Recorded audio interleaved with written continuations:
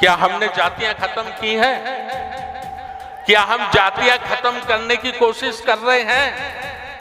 बाबा साहब डॉक्टर अंबेडकर जी ने 6 अक्टूबर 1956 को नागपुर की पावन भूमि पर बौद्ध की धम्म दीक्षा लेकर सबसे पहला जो भाषण दिया, और उस भाषण में जो बाबा साहब डॉक्टर अंबेडकर ने कहा, उन्होंने कहा, आज मैं जाति से मुक्त हो गया हूं, आज मेरी अब कोई जाति नहीं है और मेरी जाति सिर्फ और सिर्फ मानव है।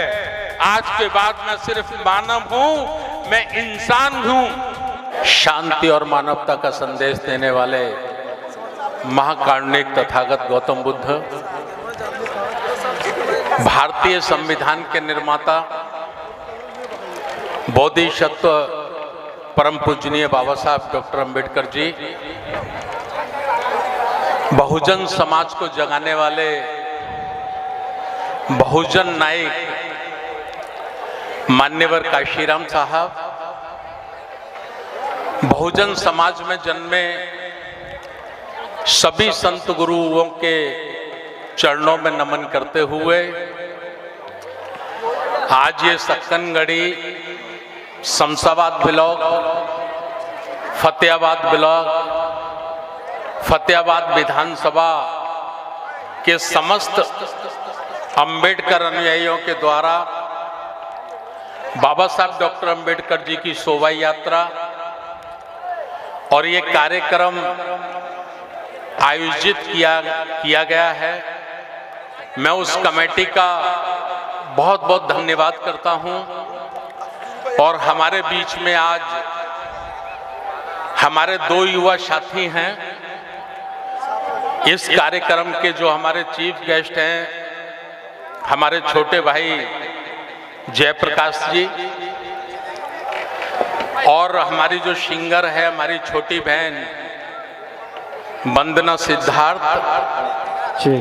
सम्मानित मंच, अब भैया कोई टेस्टिंग वेस्टिंग मत करो, छोड़ दो उस माइक को।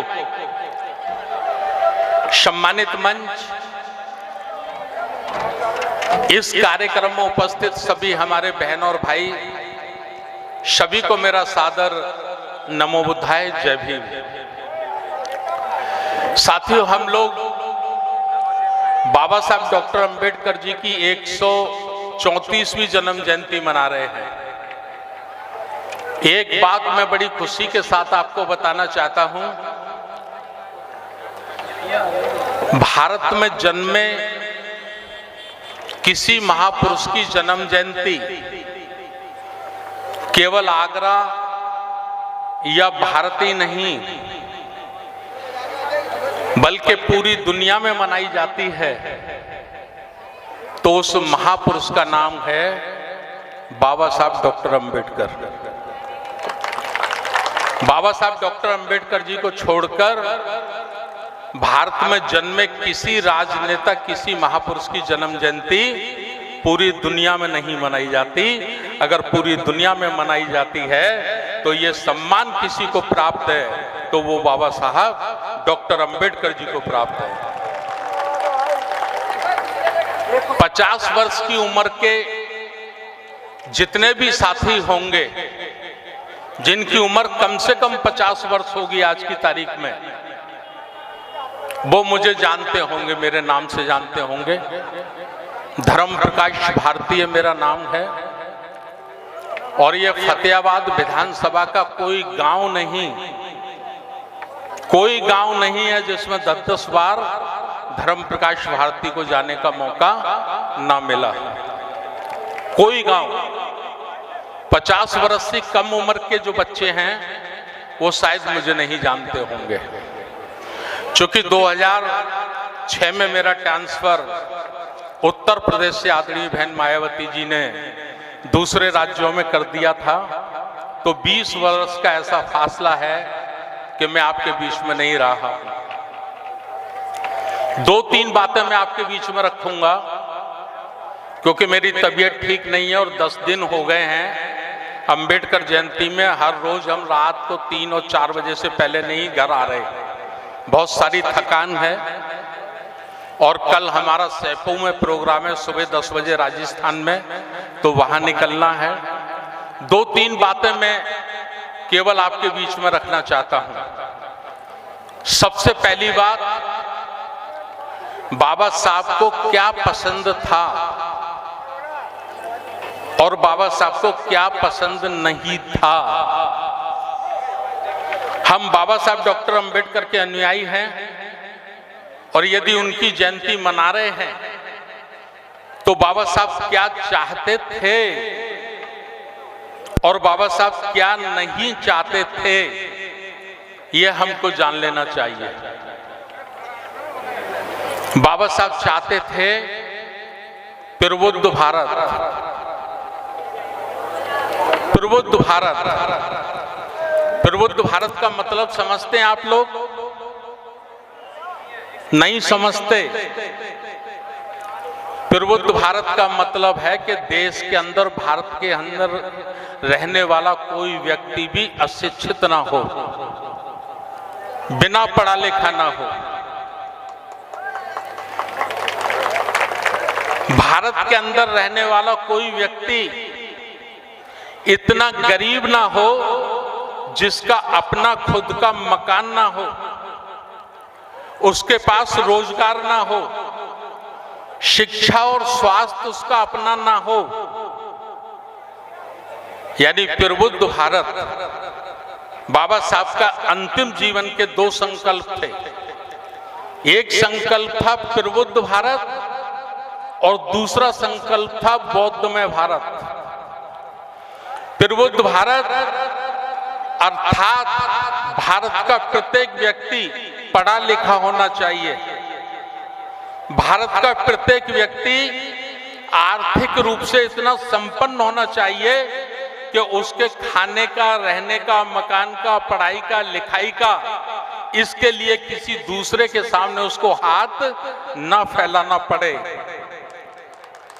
क्या 75 वर्ष की आजादी में हमने और हमारे देश की सरकारों ने बाबा साहब के इस प्रबुद्ध संकल्प को पूरा करने का काम किया है? जवाब होगा नहीं किया।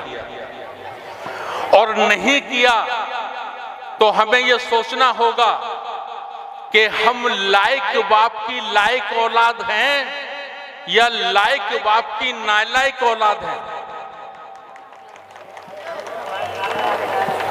यदि हम लायक बाप की लायक औलाद हैं, बाबा साहब हमारे बाप हैं ना, कोई डाउट, कोई शक? अगर बाबा साहब हमारे पिता हैं, हमारे बाप हैं, तो हम उनकी औलाद हुए ना। तो औलाद की क्या जिम्मेदारी है? बाप के अधूरे कारवां को पूरा करना। क्या हमने किया? नहीं किया तो कब करेंगे? कब तक करना होगा? यह हमें बाबा साहब की इस जयंती के मौके पर खास करके मैं अपने युवा साथियों को, जो मेरी उम्र के लोग हैं, उनसे मुझे ज्यादा उम्मीद नहीं है। जो मेरी उम्र के लोग हैं, 60 वर्ष क्रॉस कर गए हैं, उनसे मुझे ज्यादा उम्मीद नहीं है। जितना वो कर सकते थे उन्होंने कर लिया। अब आगे का काम हमारे नाती पोतों को करना है, हमारे बच्चों को करना है। दूसरा, बाबा साहब को क्या पसंद नहीं था? बाबा साहब को जातियां पसंद नहीं थी। बाबा साहब कहते थे कि जाति एक ऐसा जहर है, जाति एक ऐसी कैंसर की बीमारी है कि जब तक इस जाति का इलाज नहीं होगा, जब तक भारत में जातियां खत्म नहीं होंगी, तब तक हम अशोक सम्राट के सपनों का भारत अर्थात बुद्ध का भारत नहीं बना पाएंगे। क्या हमने जातियां खत्म की हैं? क्या हम जातियां खत्म करने की कोशिश कर रहे हैं? बाबा साहब डॉक्टर अंबेडकर जी ने 6 अक्टूबर 1956 को नागपुर की पावन भूमि पर बौद्ध की धम्म दीक्षा लेकर सबसे पहला जो भाषण दिया, और उस भाषण में जो बाबा साहब डॉक्टर अंबेडकर ने कहा, उन्होंने कहा, आज मैं जाति से मुक्त हो गया हूं, आज मेरी अब कोई जाति नहीं है और मेरी जाति सिर्फ और सिर्फ मानव है। आज के बाद मैं सिर्फ मानव हूं, मैं इंसान हूं। बाबा साहब डॉक्टर अंबेडकर कहते थे, जातियां इंसानों में नहीं होती, जातियां जानवरों में होती हैं। जातियां पशुओं में होती हैं। आप गाय देखकर, भैंस देखकर, बकरी देखकर, भेड़ देखकर, ऊंट देखकर, सूअर देखकर, कुत्ता देखकर, बिल्ली देखकर बता सकते हैं कि ये जानवर इस जाति का है। और इंसान की कोई जाति नहीं होती। इंसान में सिर्फ और सिर्फ दो जातियां होती हैं, और वो एक होती है नर और एक होती है नारी। दो जातियों के सिवाय दूसरी कोई जाति इंसानों में नहीं होती। ऐसा मैं नहीं कह रहा हूं, ऐसा बाबा साहब डॉक्टर अंबेडकर जी ने कहा है। मैं कहना चाहता हूं, जिन्होंने जातियां बनाई हैं और या जो आज भी जातियां बनाए रखना चाहते हैं, वो कम से कम इंसान की औलाद नहीं हो सकते। वो कम से कम इंसान की औलाद नहीं हो सकते। जातियां बनाने वाला व्यक्ति, जातियां मानने वाला व्यक्ति जानवर की औलाद हो सकता है, वो इंसान की औलाद नहीं हो सकता है। अगर हम बाबा साहब डॉक्टर अंबेडकर की लायक औलाद हैं, तो हमें बहुत जल्दी जातियां खत्म कर देनी चाहिए। और जातियां खत्म करने के लिए बाबा साहब डॉक्टर अंबेडकर जी ने जो हमको मंत्र दिया है, फार्मूला दिया है, वो फार्मूला है तथागत भगवान गौतम बुद्ध का धम्म। जिस दिन हम बुद्ध धम्म की दीक्षा ले लेंगे, जिस दिन हम अपने पुराने धर्म को ठोकर मार देंगे, बुद्ध धर्म को अपना लेंगे, उस दिन हमारी जाति खत्म हो जाएगी। और जब तक हम पुराने धर्म में बने रहेंगे, तब तक हम इंसान हो ही नहीं सकते। तो आज बाबा साहब डॉक्टर अंबेडकर जी की जन्म जयंती के इस मौके पर मैं केवल यही अपील करना चाहता हूं, दो बातों में हम फैसला करें। या तो ये माने कि हम बाबा साहब डॉक्टर अंबेडकर जी से ज्यादा बुद्धिमान हैं, उनसे ज्यादा पढ़े लिखे हैं, उनसे ज्यादा समझदार हैं, इसलिए हमने आज तक बाबा साहब की बात को नहीं माना। या ये फैसला करें कि दुनिया में हमारा भगवान बाबा डॉक्टर अंबेडकर से बड़ा हमारा कोई भगवान नहीं है। बाबा साहब डॉक्टर अंबेडकर से बड़ा हमारा कोई हिमायती नहीं है, जिन्होंने संविधान बनाकर 6000 वर्षों में 6000 वर्षों की हमारी गुलामी की जंजीर तोड़कर हमें बराबर का स्वाभिमान का जीवन जीने का अधिकार दिया। उससे बड़ा हमारा कोई भगवान नहीं हो सकता।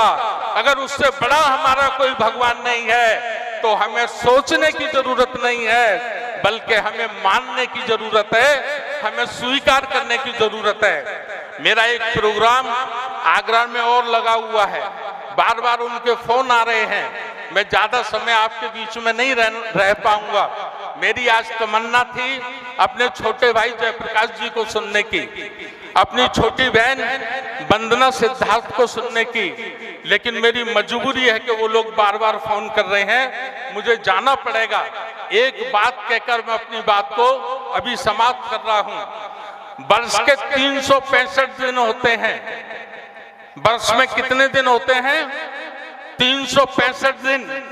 अगर हमें बाबा साहब डॉक्टर अंबेडकर का मिशन पूरा करना है, तो 365 दिन काम करना पड़ेगा। 14 अप्रैल को काम करेंगे, 15 अप्रैल को काम करेंगे, 20 अप्रैल को काम करेंगे, 22 अप्रैल को काम करेंगे। हम केवल 10 दिन काम करेंगे या 15 दिन काम करेंगे, तो 365 दिन में 10 और 15 दिन काम करने से बाबा साहब का मिशन पूरा नहीं हो सकता। 365 दिन काम करना पड़ेगा। 365 दिन प्रबुद्ध भारत, बौद्धमय भारत, प्रबुद्ध भारत, बौद्धमय भारत, अशोक सम्राट के सपनों का भारत। और अखंड भारत, विश्व गुरु भारत, ये बाबा साहब का सपना था। ये पूरा करने के लिए मैं अपने नौजवान भाइयों से अपील करता हूं, निवेदन करता हूं कि 24 घंटे होते हैं दिन में, 24 घंटे में कम से कम 1 घंटा आप समाज के लिए जरूर दीजिए। 23 घंटे अपने परिवार में दीजिए, लेकिन 1 घंटा समाज के लिए जरूर दीजिए, रोज दीजिए, 365 दिन दीजिए। बहुत बहुत धन्यवाद। नमो बुद्धाय, जय भीम। बहुत बहुत धन्यवाद भारती जी, आपने बहुत ही